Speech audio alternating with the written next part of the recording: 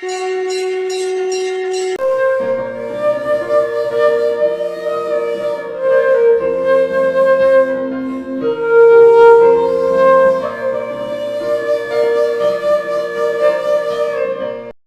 प्यास की परवाह न करते हुए सदैव तपस्या में लीन रहने वाले भगवान शिव को कुछ दिनों से इतनी भूख लग रही थी।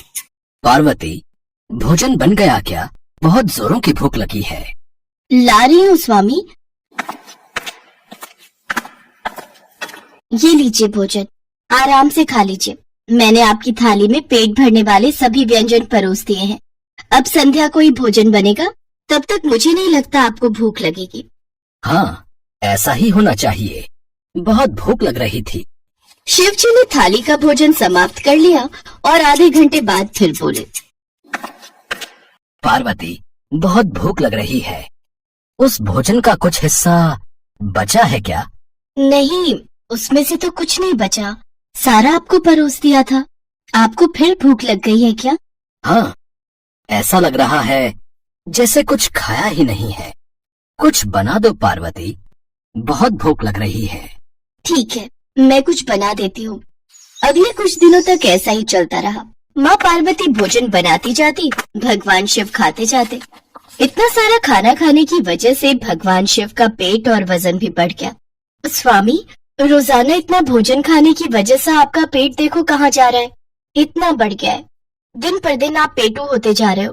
पर ऐसा क्यों हो रहा है? मैं आपको सारा दिन भोजन बना बना कर देती रहती हूँ, पर आपकी भूख ही नहीं मिटती। कोई तो कारण होगा। कारण तो मुझे भी नहीं पता देवी पार्वती। मुझे तो बस भूख लगती है, जो असहनीय होती है। थोड़ा और भोजन ले आओ। हाँ, लाती हूँ। मुझे इसका कारण जानना होगा। नंदी, क्या तुम्हें पता है महादेव को इतनी भूख क्यों लग रही है? और ऐसी भूख जो समाप्त ही नहीं होती। माता, मुझे भी इसका कारण नहीं पता। मैं तो सोचता था केवल मैं ही अधिक भोजन करता हूँ, परंतु अब तो महादेव भी इतना भोजन करने लगे हैं कि मैं भी उनके सामने कुछ नहीं। तभी नारद मुनि आ जाते हैं। मैंने आप दोनों का वार्तालाप सुन लिया है। हमें इस प्रश्न का उत्तर जानने के लिए ब्रह्मा जी के पास जाना चाहिए। हो सकता है वो इस विषय में आपकी कोई मदद कर सके।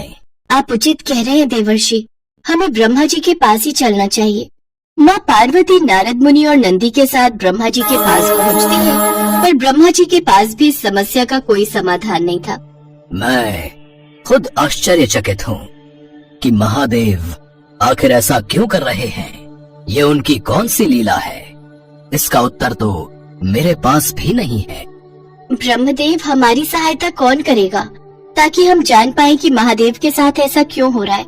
मैं तो बहुत चिंतित हूँ। देवी पार्वती, सदैव से ही भगवान विष्णु ने महादेव को परिस्थितियों से निकाला है। हो सकता है उनके पास इस समस्या का भी कोई समाधान हो।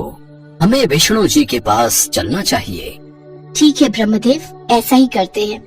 माँ पार्वती सबके साथ भगवान विष्णु के लोक पहुँचती है और उन्हें सारी बात बताती है। ये तो अधिक चिंता का विषय है देवी पार्वती। इसे सुनकर तो मैं भी हैरान हूँ। स्वामी, क्या आप इस बारे में जानते हैं? मुझसे देवी पार्वती की यह व्यथा देखी नहीं जा रही। ये सब एक भक्त को दिए वरदान के कारण हो रहा है। देवी पार्वती, महादेव स्वयं अपना वरदान देकर भूल गए हैं। कौन सा वरदान नारायण? देवी पार्वती, कुछ समय पहले महादेव के एक भक्त को एक रोग हो गया था, अधिक भूख लगने का रोग, जिसका कोई इलाज नहीं था। वो भक्त बहुत परेशान था। उसने महादेव की बहुत तपस्या की, और आप तो जानते ही हैं, महादेव तो भोलेनाथ हैं। जब जब उनका कोई भी भक्त किसी संकट में होता है, तो महादेव उस भक्त का संकट या तो दूर कर देते हैं या स्वयं पर ले लेते हैं। ऐसा ही उन्होंने उस भक्त के साथ किया। उस भक्त के रोग को उन्होंने स्वयं पर ले लिया और उस भक्त को रोग मुक्त कर दिया। इसी कारणवश महादेव को अधिकतम भूख लगने का रोग हो गया है। वे स्वयं भूल गए हैं कि वे इस रोग से स्वयं ही पीड़ित हुए हैं। नारायण, इस रोग का कोई निवारण तो होगा। अवश्य ब्रह्मदेव, इस रोग के निवारण के लिए उपाय है। क्या उपाय विष्णुदेव? देवराज इंद्र के उद्यान में एक चमत्कारी फल का वृक्ष है। उस फल को खाने के पश्चात महादेव का ये रोग दूर हो जाएगा और वे फिर से सामान्य स्थिति में भोजन करने लगेंगे। फिर तो हमें शीघ्र ही देवराज इंद्र के पास जाना चाहिए। मुझे पहले ही स्थिति का आभास हो गया था, इसलिए मैंने देवराज इंद्र को संदेश भेज दिया था। वे उस फल को लेकर आते ही होंगे। देवराज इंद्र फल लेकर आ जाते हैं। विष्णुदेव, ये फल जो आपने मंगवाया था, ये भूख को सामान्य करने के लिए अति उत्तम फल है। देवी पार्वती, अब आप इस फल को ले जाकर महादेव को खिला दीजिए। उनकी भूख पहले की भांति सामान्य हो जाएगी। धन्यवाद इंद्रदेव, मेरी इस कार्य में सहायता के लिए आप सभी का बहुत बहुत धन्यवाद। माँ पार्वती वह चमत्कारी फल लेकर नंदी के साथ वापस कैलाश पर्वत पर लौट आती हैं और महादेव को वह फल खिला देती हैं। अरे वाह, ये फल तो बहुत स्वादिष्ट है। ऐसा लग रहा है मैं बिल्कुल तृप्त हो गया हूँ। इस फल को खाकर तो मेरी भूख भी शांत हो गई है। माते, लगता है फल ने अपना असर कर दिया है। क्यों? क्या ये कोई चमत्कारी फल था पार्वती? हाँ स्वामी, मैं आपको सारी बात बताती हूँ। माँ पार्वती भगवान शिव को पूरी बात बताती हैं, जिसे सुनकर वे स्वयं पर बहुत हंसते हैं। उन्हें अभी तक यकीन नहीं हो रहा था कि वह सचमुच इतने पेटू बन गए थे कि लगातार खाए ही जा रहे थे। माँ पार्वती की चिंता दूर हो गई और चमत्कारी फल को खाने के पश्चात भगवान शिव की भूख पहले जैसी सामान्य हो गई।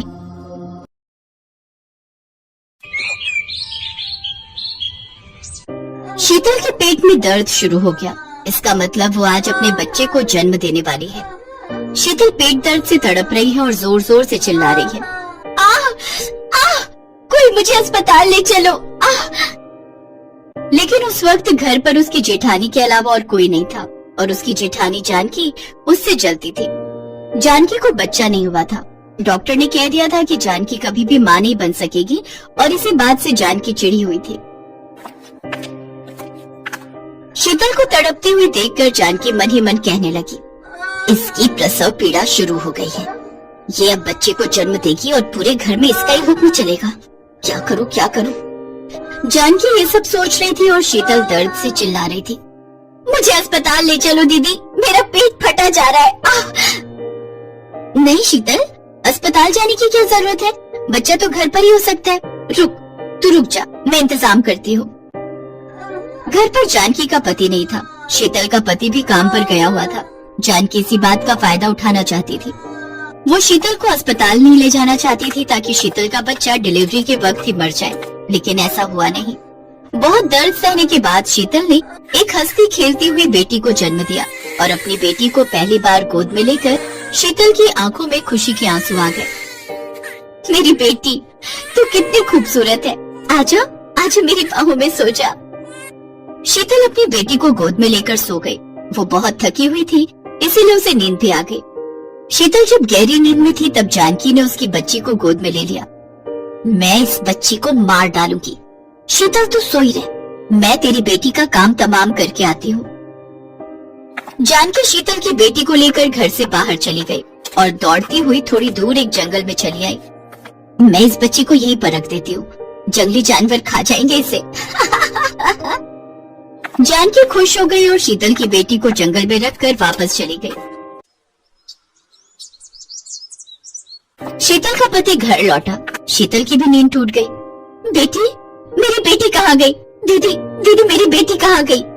मुझे क्या पता शीतल, मैं तो अपने कमरे में सो रही थी, तेरी बेटी तू जाने। शीतल रोने लगी। शीतल का पति रमेश शीतल से बहुत गुस्सा हो गया।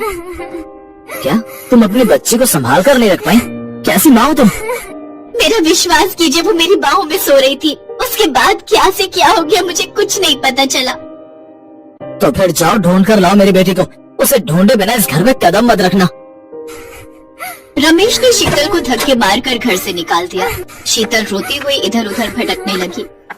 मेरी बेटी कहाँ है तू? कहाँ चली गई बेटी? शीतल की जेठानी मन ही मन बहुत खुश थी। उसे लग रहा था कि वो बच्ची अभी तक तो मर ही गई होगी, लेकिन कभी कभी कुछ करिश्मा हो जाता है। इस बार भी वही हुआ। जंगल में इच्छाधारी नागिनों का एक झुंड रहता था। उस झुंड में एक अनाथ नागिन बेटी थी। उसका नाम निशा था। उसकी माँ की मृत्यु इंसानों के हाथों हुई थी। निशा दिन रात जंगल में अकेली भटकती रहती थी। ऐसे ही भटकते हुए निशा शीतल की बेटी के पास आ गई और एक अकेली नवजात बच्ची को ऐसे देखकर वो चौंक गई। अरे, ये बच्ची यहाँ कैसे आई? यहाँ आसपास तो कोई इंसान भी नहीं रहता है। जरूर इसे किसी ने यहाँ पर जानबूझकर छोड़ा होगा। बेचारी बच्ची। चल बच्ची, मैं तुझे मेरे गांव ले चलती हूँ। यहाँ पड़ी रहेगी तो तुझे खूंखार जानवर खा जाएंगे। निशा शीतल की बेटी को उठाकर गांव चली गई और ये देखकर उस गांव की नागिनों ने उसे उल्टा सीधा कहना शुरू कर दिया। ये क्या किया तूने निशा? ये तो इंसान की बच्ची है, इसे यहाँ क्यों ले आई है? मरना चाहती है क्या? इंसान की बच्ची को यहाँ लाना मतलब मौत को बुलावा देना। चाची, मैं इसे वहाँ छोड़ आती तो ये पक्का मर जाती। तो हमें क्या, मरने दे इसे। वैसे भी इंसान हमें मारते रहते हैं, उन्हें भी तो कुछ सजा मिले। नहीं चाची, मैं इसे वहाँ छोड़कर नहीं आ सकती। मैं निर्दयी नहीं हूँ। ठीक है, फिर तेरे लिए हम क्यों मुसीबत झेलें? तू भी निकल जा इस गांव से। निशा गांव छोड़कर चली आई, लेकिन उसने शीतल की बेटी का हाथ नहीं छोड़ा। निशा अपने इंसानी रूप में आकर नवजात बच्ची का ख्याल रखने लगी। बच्ची, मैं जानती हूँ कि माँ बाप के बिना जीने में कैसा लगता है। मुझे भी माँ बाप चाहिए थे, लेकिन उनका देहांत हो गया। तू चिंता मत कर, तेरे साथ मैं हूँ। मैं तेरा ख्याल रखूंगी। निशा सच में उस बच्ची का ख्याल रखने लगी। वो बच्ची भूख से चिल्लाती तो निशा कहीं से फल लाकर उसका रस पिला देती, और कभी उसे ठंड लगी तो फूल पत्तों से उसे ढक देती। ऐसे ही कुछ दिन बीत गए। उधर शीतल रास्तों पर पागलों की तरह भटक रही थी और लोगों से पूछती रही, साहब, साहब, आपने मेरी बेटी को देखा है क्या? साहब, कहाँ है मेरी बेटी? अरे कौन है ये पागल कहीं की? तेरी बेटी तू जाने, मुझे कैसे पता होगा कि वो कहाँ है? रास्ते के लोग शीतल से परेशान होने लगे। बताओ ना साहब, वो कहाँ है? मेरी बेटी मुझे मिल नहीं रही है, उसके बिना मैं मर जाऊंगी। अरे पागल औरत, मुझे नहीं पता, तू पुलिस के पास जाना। शीतल पुलिस के पास भी गई, लेकिन कुछ दिनों से भटकते हुए उसकी हालत बहुत खराब हो गई थी। इसीलिए पुलिस ने उसे पागल समझकर भगा दिया। भाग जा यहाँ से, नहीं तो डंडे पड़ेंगे। शीतल बेसहारा हो गई। वो भूखी थी, 2-3 दिनों से सोई नहीं थी। ऐसे ही भटकते भटकते वो जंगल के पास चली आई और एक पेड़ के नीचे सो गई। माँ और बच्चों के बीच एक अजीब सा कनेक्शन होता है। शीतल जंगल में आकर सो गई और उधर उसकी बेटी ने जोर जोर से रोना शुरू कर दिया। निशा परेशान हो गई। क्या हुआ बच्ची, क्या हुआ? घूमने जाएगी? चल तुझे घुमाने ले चलती हूँ। निशा उस बच्ची को गोद में लेकर जंगल में घूमने निकल गई और उसने शीतल को देखा। अरे, ये कौन है? अपनी माँ के पास आते ही वो बच्ची जोर जोर से रोने लगी। उस आवाज से शीतल की नींद टूट गई और वो अपनी बेटी को देखकर खुशी से रो पड़ी। बेटी, मेरी बच्ची कहाँ थी तू? शीतल उसे गले लगाकर बहुत रोई और फिर निशा को कहने लगी, तुम्हारा बहुत बहुत शुक्रिया, तुमने मेरी बेटी से मुझे मिला दिया। तुम्हारा नाम क्या है? तुम्हारे माता पिता कहाँ है? मेरा नाम निशा है, मैं अनाथ हूँ। अनाथ हो? ठीक है, आज से तुम भी मेरी बेटी हो। अपनी माँ के साथ घर चलो। निशा को भी एक परिवार चाहिए था, उसे परिवार मिल गया। शीतल को 2 बेटियां मिल गई। रमेश ने भी शीतल को अपना लिया, लेकिन शीतल की जेठानी को ये बात हजम नहीं हो रही थी। इसीलिए वो रात को फिर से शीतल की बेटी को चुराने के लिए गई, लेकिन उसे नहीं पता था कि निशा एक इच्छाधारी नागिन है। निशा की नींद टूट गई और उसने जानकी को बच्ची चुराते हुए देखा और निशा ने जानकी को डस लिया। जानकी की मौत हो गई और ऐसे ही अच्छाई की जीत हुई और बुराई खत्म हो गई और निशा नागिन होकर भी शीतल की बेटी बन गई।